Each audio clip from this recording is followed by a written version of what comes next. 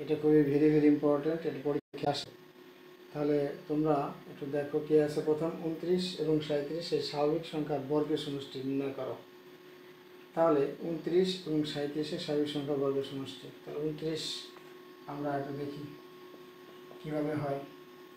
29 তাহলে 5 5 কত 25, 25 আর 4 না, তাহলে কত 2 উপর স্কোয়ার এবং কি 5 উপর স্কোয়ার, 5 5 আর 25 আর 2 দুগুণে 4, 25 আর 4 কত 29, এটা হয়ে গেল। এরপরে হলো আমাদের ক নম্বর সমাধান।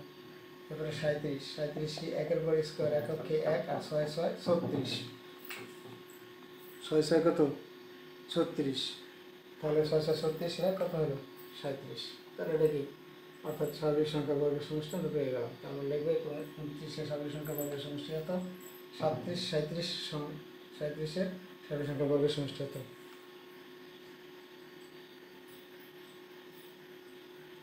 তাহলে এখন আসুন খ নম্বরটা। তাহলে আমরা খ নম্বর কীভাবে করবো?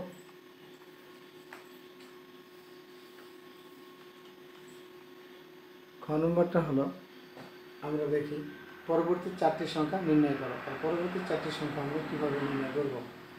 তাহলে পরবর্তী 4টি সংখ্যা এখানে দেখছি হলো যে আমাদের 8 করে বৃদ্ধি পাচ্ছে। তাহলে লিখবো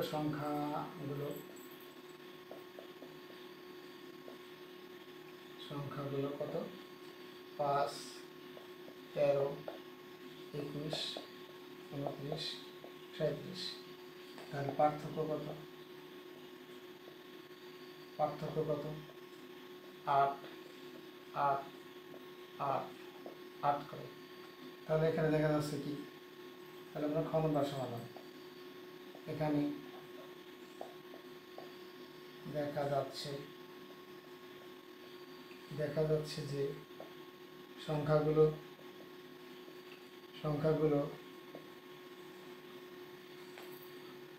8 করে বৃদ্ধি পাচ্ছে, 8 করে বৃদ্ধি পাচ্ছে, 8 করে বৃদ্ধি পাচ্ছে।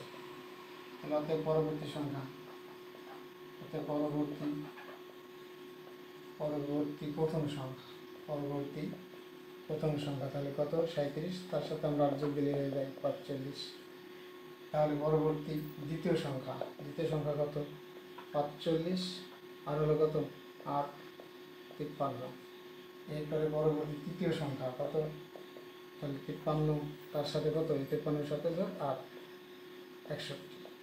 এরপরে হয় পরবর্তী চতুর্থ সংখ্যা, তাহলে কত 61 যোগ 8 অর্থাৎ 69। তাহলে আমরা এভাবে করতে পারি এবং এটা সবচেয়ে সহজ। তোমরা খ সহজে করলে গ যায় আমরা হয়তো অন্য নিয়ম করবো, কারণ খতে হয়তো অন্য নিয়ম বের করা যায় তো, কিন্তু এটা সবচেয়ে সহজ। কিন্তু খ মার্কটা কি নিশ্চিত হয়ে গেল, একদম সহজ নিয়মে করলাম। তাহলে আমরা গড় নিয়মটা আমরা গড়টা কীভাবে করবো? এখন বলছে তালিকার প্রথম 50টি সংখ্যার সমষ্টি নির্ণয় করো। তো প্রথম 50টি সংখ্যার সমষ্টি নির্ণয় করবো, কীভাবে করবো আমরা এটা? তাহলে এখন 50টি সংখ্যার আমরা শেষ পদটা কিন্তু আমরা একটা জানি না এখানে, যে আমাদের এই 50টা সংখ্যার জন্য তালিকা বের করে যোগ করবো, কিন্তু শেষ পদটা কত আমরা শেষ পদটা আমরা কিন্তু জানি না। এই জন্য আমাদের কি একটু অন্য সিস্টেমে করতে হবে, একটা সূত্র বীজগাণিতিক রাশি বের করতে হবে, যেটা তোমাদের প্রচুর দরকার এটা। তাহলে এখন আসলে কীভাবে বের করি? তাহলে আমরা গণনার সমাধান, গণনাটা একটু বড়। তাহলে প্রথম পদ লিখতে পারি, সংখ্যা লিখতে পারি, যেটা লেখো প্রথম সংখ্যাও লেখা যায় অথবা পদও লেখা যায়। তাহলে 5, এটা একটা আমরা পরে করবো, 3টা দাগ দাও। এখন দেখো এখানে পার্থক্য কত করে হয়েছিল 8 করে। তোমরা এখানে একটা কাজ করবা, সেটা আমরা এখানে 8 দেবা, পার্থক্য কত দেবা 8। এটা কয়তম সংখ্যা? প্রথম সংখ্যা, তাহলে প্রথম 1 গুণ দিবা, তাহলে 8 অক্ষে কত হয় 8, কিন্তু এখানে তো আমাদের আছে 5। তাহলে 5 বানাতে গেলে আমাদের কী করতে 8 থেকে 5 কত বিয়োগ দিতে হয় 3, কত বিয়োগ দেওয়া 3 দিতে হয়। তাহলে 8 থেকে 3 বিয়োগ দিলে কত হয় 5, তাহলে 8 থেকে 3 বিয়োগ দিলে 5 হয়, অর্থাৎ 3 বিয়োগ দিতে হবে। তাহলে আমাদের দেখো দ্বিতীয় সংখ্যাটা আমরা বের করতে পারি এইভাবে হয় কিনা, দ্বিতীয় সংখ্যা বা পদ। তাহলে আমরা কত আসে 13। দেখো প্রথম তুমি এটা পরে দেবো, এটা আমরা আগে পরে করবো, সবচেয়ে আগে করবো এই চেকটা। তাহলে 8 কয়তম সংখ্যা? দুইতম সংখ্যা। 8 দুগুণে 16, 16 থেকে 3 বিয়োগ দিব, তাহলে 16 থেকে 3 বিয়োগ দিলে কত হয়? 13। তাহলে আমরা তৃতীয় সংখ্যা, তৃতীয় সংখ্যা কত? তৃতীয় সংখ্যা হচ্ছে কত? 21। তাহলে আমাদের কি লাস্টেরটা 8 গুণ কত? তৃতীয় সংখ্যা। তাহলে তৃতীয় সংখ্যা, তাহলে আমরা তৃতীয় সংখ্যা কত? 3। 3টা কত হয়? 24। 24 থেকে 3 বাদ দিলে 21। 24 থেকে 3 বাদ দিলে 21। তাহলে এইভাবে আমাদের আর করতে হয় না, এটা 3টে গুলি হয় এইভাবে আমাদের। তাহলে আমরা কি লিখতে পারি? কতম সংখ্যা, কতম সংখ্যা। তাহলে কতম সংখ্যা, তাহলে কী করবো? 8-এর সাথে যেহেতু প্রত্যেক জায়গায় দেখো প্রত্যেক সংখ্যা 8-এর সাথে 1 গুণ দিয়েছি, 8-এর সাথে 2 গুণ দিয়েছি, তাহলে 8-এর সাথে আমরা এখানে কত গুণ দেবো? কতম সংখ্যা যেহেতু ক গুণ দেবো, এবং তার সাথে কী দেবো? 3 বিয়োগ। তাহলে 8 মানে 8 ক বিয়োগ কত? 3। তাহলে এটাই হলো বীজগাণিতিক রাশি, অর্থাৎ বীজগাণিতিক রাশি। বীজগাণিতিক রাশি মানে এটা আমরা সূত্র বের করলাম, যেটা থেকে আমরা যে কোনো সংখ্যা বের করতে পারবো। এখানে যেমন দেখা আছে যে 1, 2, 3, 3তম সংখ্যা কত? 21, 4, 5, 5তম সংখ্যা কত? 37। তাহলে এরকম আমরা 50তম না 1000তম সংখ্যা আমরা এই সূত্র দিয়ে বের করতে পারবো। যেহেতু 50তম সংখ্যা অনেক বড় একটা সংখ্যা, কিন্তু আমরা শেষ পর্যন্ত আমরা জানি না, এই জন্য আমাদের কী করতে হবে? আমাদের এই 50তম সংখ্যা বের করার জন্য আমাদের এই বীজগাণিতিক রাশিটা বের করতে হবে। তাহলে আমরা একটু চলে যাই দেখি। তো বীজগাণিতিক রাশি আমরা পেলাম, এবং আমরা কি কততম সংখ্যা পেলাম? তাহলে এখানে 50তম সংখ্যা আমরা বের করতে পারবো। তাহলে 50তম সংখ্যা আমরা কীভাবে বের করবো? তাহলে যে 8 ক বিয়োগ 3, তাহলে 8 কর মান কত? 50 বিয়োগ 3, 5 40, 400। 400 থেকে 3 বিয়োগ 300 কত হয়? 97। তাহলে এই যে 397 পেলাম, অর্থাৎ 50তম সংখ্যাটা কত হবে? 397, অর্থাৎ শেষ পদ।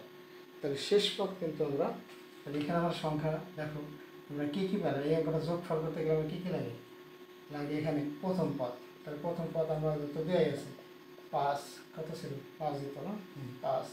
তারপর আমাদের শেষ পদটা লাগতো, শেষ পদ 397 বা লাগতো পদ সংখ্যা। তাহলে পদ সংখ্যা লাগে, পদ সংখ্যা কটা? 50টা। তাহলে আমাদের কিন্তু পুরোপুরি সব জানানো হয়ে গেছে। তাহলে আমাদের কি, অর্থাৎ এখন আমাদের এটা বের করা হবে, অর্থাৎ তাহলে 50তম সংখ্যার তালিকার 50তম প্রথম 50তম সংখ্যার সমষ্টি, যাই হোক যেভাবে লেখা লাগবে 50তম সংখ্যার সমষ্টি বা যোগফল, একই কথা। তাহলে সূত্র কি? প্রথম পদ গুণ যোগ শেষ পদ, যোগ শেষ পদ গুণ হলো পদ সংখ্যা। এখানে গুণ দিলে হয়, পাশে দিলে হয়, একই কথা। পাশে গুণ মানে উপরে গুণ, আর নিচে কত? 2। তাহলে এখন দেখো, তাহলে প্রথম পদ কত? 5, শেষ পদ কত? 397, গুণ কত? পদ সংখ্যা 50, নিচে 2, 2 কে 2, 25 দোকানে 50। তাহলে এখানে যোগ দিলে কত হয়? 7 5 × 2 হয়, তাহলে 1, 1 0 তাহলে 1, 402 গুণ হলো 25। তাহলে 25 দোকানে 50, 0 হাতে হলো 5, 25 0 5 আর 5 আর 25 100, আর কত আসলো? 10,050। অর্থাৎ কি, এটি হচ্ছে তোমার 50তম সংখ্যার সমষ্টি। তাহলে আমাদের এখানে বীজগাণিতিক রাশিটা বানানো, তো তোমরা বারবার এটা দেখবে, ভিডিওটা দেখে বারবার টেনে টেনে দেখবে, তাতে তোমরা অবশ্যই বীজগাণিতিক রাশিটা কীভাবে বের করতে হয় এটা জেনে যাবে। তাহলে আমরা অবশ্যই তাহলে আমরা 13 নম্বরটা পারবো, এবং খুবই ভেরি ভেরি ইম্পর্টেন্ট এই ধরনের অঙ্ক পরীক্ষায় আসে। সবাই ভালো থাকবে, এবং আশা করি আমাদের চ্যানেলটা তোমরা সাবস্ক্রাইব করবে এবং লাইক দেবে, কমেন্ট দেবে। যদি কোনো, সেটা ভালো হোক মন্দ হোক, যদি কোনো পরামর্শ থাকে সেটাও দিতে পারো, কোনো সমস্যা নাই। বা যদি কোনো জায়গায় না বুঝো, সেটাও তুমি জানাতে পারবে, তার উত্তর পেয়ে যাবে। সবাই ভালো থাকবে। আসসালামু আলাইকুম।